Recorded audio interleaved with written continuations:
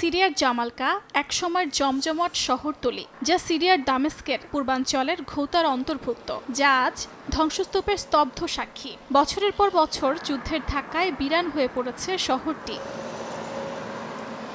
গৃহযুদ্ধের সময় সিরিয়া ছেড়ে গিয়েছিলেন 40 বছর বয়সী আব্দুল্লাহ রহমান, যিনি সম্প্রতি তার দেশে আবার ফিরে এসেছেন। তিনি জানান, 28 বছর বয়সে তিনি দেশ ত্যাগ করেছিলেন। সে সময় মানসিকভাবে ভেঙে পড়েছিলেন তিনি। পাশাপাশি দেশ ত্যাগ করার কারণে তার সন্তানরা দাদা দাদি থেকে বিচ্ছিন্ন ছিল। সে অভাবটাই তাকে ফিরিয়ে এনেছে যুদ্ধবিধ্বস্ত সিরিয়ায়, বলেন তিনি। কেউ নিজের দেশ স্বেচ্ছায় ছাড়ে না, বিশেষ করে যখন দেশ যুদ্ধে জর্জরিত। আমরা বাধ্য হয়েছিলাম পালাতে। প্রথমে আমরা মানসিকভাবে ভেঙে পড়েছিলাম। জীবনটা যেন একবারে ছিন্ন ভিন্ন হয়ে গিয়েছিল। কখনো কল্পনাও করিনি যে জীবনে এসব দেশে যেতে হবে। আমরা অনেক কষ্ট সহ্য করেছি। কোনো সিরিয়ই কষ্ট ছাড়া মাতৃভূমি ছাড়েনি।